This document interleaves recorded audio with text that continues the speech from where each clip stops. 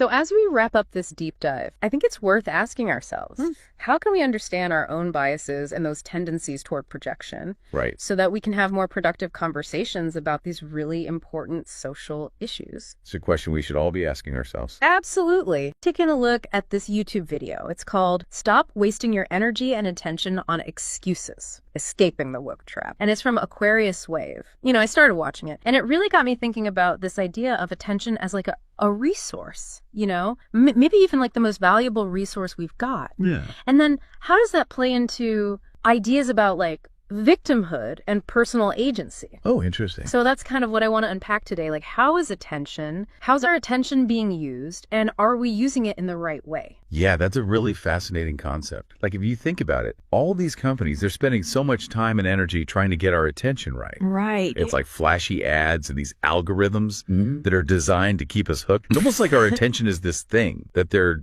trying to mine it. Yeah. Like, we're being mined for our attention, which is Exactly. kind of creepy when you think about it. It is. It's like, why? Why is it so valuable to them? And if it's so valuable, then shouldn't we be really careful about how we're using it ourselves? Yeah, absolutely. One of the things that this video talks about is how we kind of get sucked into this trap of victimhood, and that's where our attention goes. Oh, interesting. They talk about like the example of people complaining about the YouTube algorithm. Right. Like, oh, it's rigged, it's not fair, all that stuff. Yeah. But they're saying, like, instead of putting your attention on complaining about the algorithm, why not put your attention on, like, creating content that actually connects with people? I see. Yeah. So it's like, instead of focusing on the problem, focus on the solution. Totally. Yeah. And I thought that was a really interesting point, because complaining about the algorithm, it doesn't change the algorithm. Right. But making really great content might actually make a dent in that. Yeah. And I was thinking about how that kind of connects back to this idea of personal accountability, which is something that the video talks about a lot. Yeah,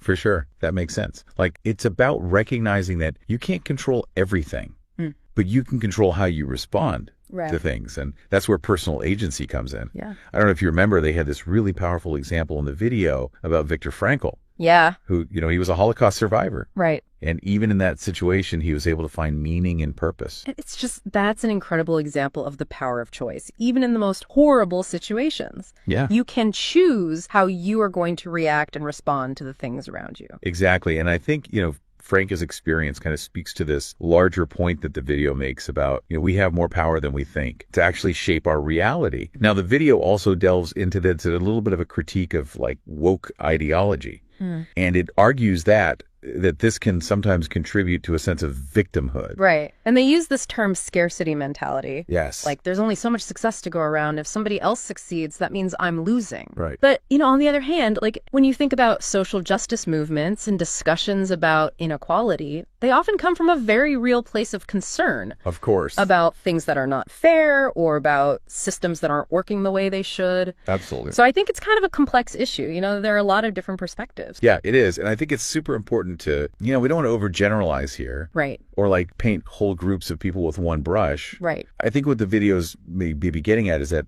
constantly focusing on like what's wrong or who's to blame can sometimes hold us back from actually taking action in our own lives. That makes sense. So is it like, if we're constantly giving our attention to these things that make us feel powerless, are we actually like reinforcing that feeling in ourselves? It's a good question. Like, is our attention actually shaping our reality even on a subconscious level? That is a really fascinating question, and it kind of ties into this whole thing about like the power of beliefs. Yeah. Which the video also talks about. Right. So, they use this example of like somebody who believes that it's impossible to succeed on YouTube because the algorithm's rigged against them. And so that belief, even if it's not something they're consciously thinking about all the time, it can like influence their actions, and it becomes this kind of self-fulfilling prophecy. So it's like we're creating our own limitations Yeah. by focusing on the things that we see as obstacles. Exactly. Instead of looking for like the possibilities. Yeah. I see. Yeah. And so this is where I guess the trap of victimhood can really like take hold. Totally. Yeah. Yeah. Okay. Well, I think we're just scratching the surface here. There's a lot more to unpack. There is. So let's take a closer look at how some of these ideas actually play out in our lives. Sounds good.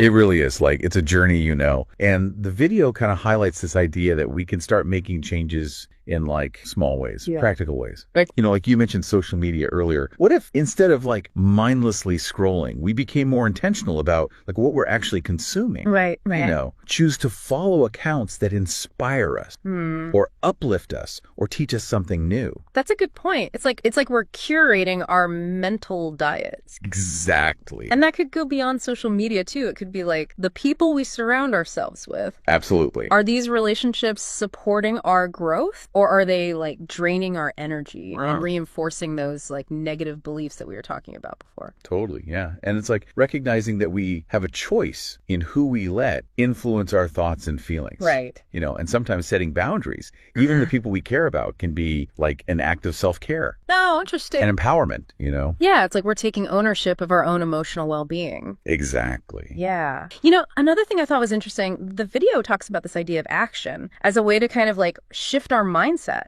So it's not enough to just think positive thoughts. You have to actually take concrete steps toward the things that you want to achieve. For sure. Yeah, they really emphasize that, like moving from this passive state of like wishing or hoping Yeah. to actually doing, Right. taking action. And that even if it's small, it can create this like ripple effect. I see. So it's almost like you're building momentum. Yeah, And each little step like reinforces your belief in yourself. exactly. And your ability to create change. Do you remember that part in the video where the creator talks about how he used to believe that it was impossible to succeed on YouTube? Yes. But then he decided to just start creating, Yes. even if it felt awkward or imperfect at first. Yeah. And that's such a good example of how action can lead to a shift in perspective. Right. You know, he wasn't waiting for the perfect conditions. He was just like, I'm going to start. He just went for it. He just did it. And that's so powerful. I think that's something that probably resonates with a lot of people because we get stuck in this like analysis paralysis. Totally. You're overthinking, you're planning, but you never actually take that leap. It's so true. It's like, what's that old saying? A journey of 1,000 miles begins with a single step. A single step. Yeah, that's a good one. And it's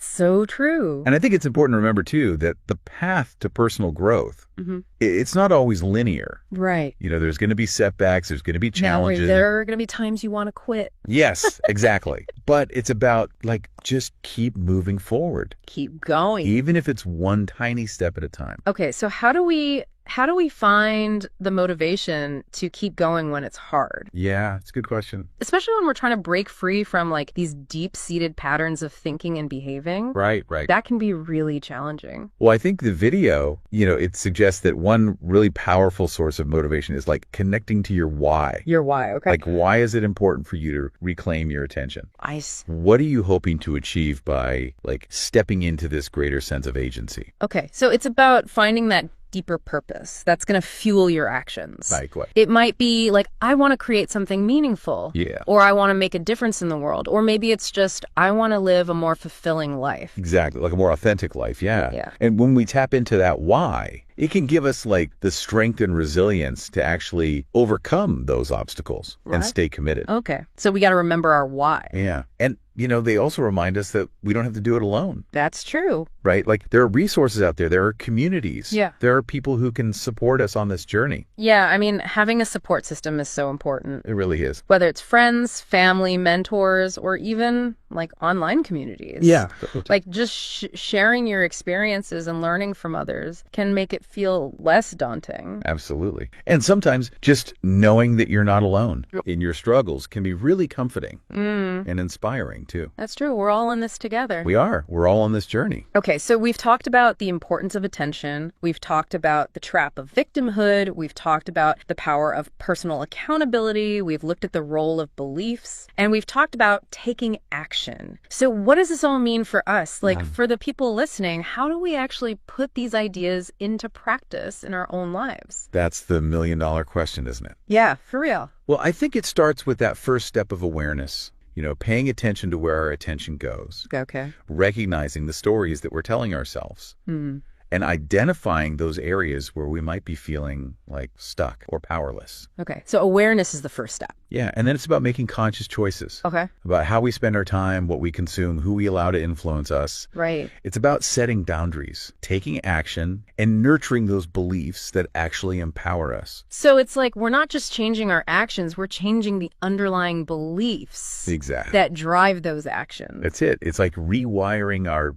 internal operating system. Oh, that's a good way to put it. Right. Okay, wow. I think we're really, we've only just scratched the surface, but this is great. Let's dive into some more practical strategies Okay. for how can we reclaim our attention and cultivate a stronger sense of agency? Let's do it. Okay, so where do we even begin with all this? It can feel really overwhelming to think about rewiring our beliefs and taking control of our attention, especially in a world that's basically designed to constantly distract us, Yeah, no, you're right. It's definitely not easy, but I think it's important to remember that it's a process. It's not a destination. Okay, yeah. And there are actually some surprisingly simple things that we can do to start kind of shifting our mindset and reclaiming our attention. Okay, what? Give me something concrete. Well, one thing that comes to mind is mindfulness. Okay. I know it's become kind of a buzzword these days. Yeah. But there's a reason for that, right? Practicing mindfulness, even just for a few minutes every day, it can really help us become more aware of our thoughts and our feelings and our sensations and how those things are actually influencing our actions. Okay, so instead of just being swept away by this current of all these thoughts and emotions, Right. we can learn to kind of observe them without judgment. Exactly. Yeah, it's about creating that space between the Okay. stimulus and the response. Okay. Yeah. And in that space, we can actually choose how we want to react instead of just reacting automatically. That makes sense. Okay, but how does that tie back into reclaiming our attention? Well, I think when we're more mindful, we're less likely to get sort of caught up in all those distractions. Yeah. We start to become more aware of when our attention is being pulled away from the things that really matter to us. And then we can gently redirect our focus back to the present moment or back to the task at hand or to, the people we care about. Oh, I see. It's we're training our attention muscles Exactly. to be more aware of how they work and how to use them effectively. What are some other practical strategies? Well, I think something as simple as setting boundaries with technology can make a really big difference. Okay. Yeah. What if you created tech-free zones in your home or you scheduled specific times for checking email or social media? It's really about reclaiming control over your attention instead of letting technology dictate how you spend your time. I like that. Taking back control. Yeah. Because it does feel a lot of times feels like technology is in control. It's we're constantly being bombarded, notifications and updates and everything is just vying for our attention. Totally. And it's exhausting. Yeah, it's exhausting. Right. All that constant bombardment, it can leave us feeling so drained and scattered. Yeah. But when we set those boundaries, we create space for deeper thinking, for creativity, for connection. Oh, that's so important. It is. It's we're decluttering our mental space. Yeah. And creating this more peaceful and focused environment for our minds to thrive. Exactly. And, it's not just about limiting distractions either. Okay. It's also about actively choosing to focus on the things that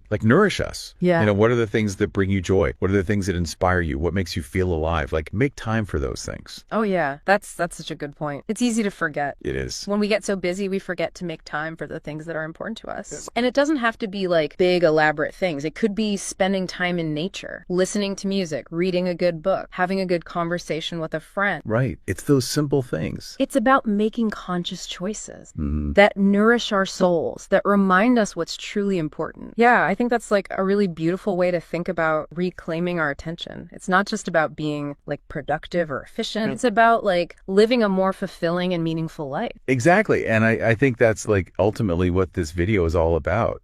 It's about empowering ourselves to create the kind of life we want. Instead of feeling like we're victims of circumstance, Right. It's about recognizing that we have way more power than we realize to actually shape our reality, to choose our thought, to choose our beliefs, and to choose our actions. Yeah. And to remember that even in the middle of all the chaos and all the distractions, we can still find those moments of peace and clarity and connection. It's our attention is this precious resource. And by using it wisely, we can cultivate a life that's both meaningful and joyful. I love that. Well, I don't know about you, but this deep dive has given me a lot to think about. It really has for me too. And I hope it's given our listeners some food for thought as well. Yeah, me too. We're going deep on, this YouTube video. Okay. And it's called The ENVY of the Woke Left, The Cult of Unhappiness, from a channel, Aquarius Wave. Okay. And essentially what this creator is doing is they're taking aim at what they call woke ideology Okay. and giving their own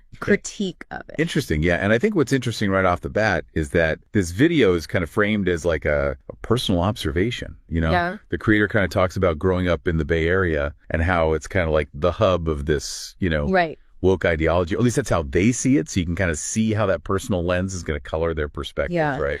Absolutely.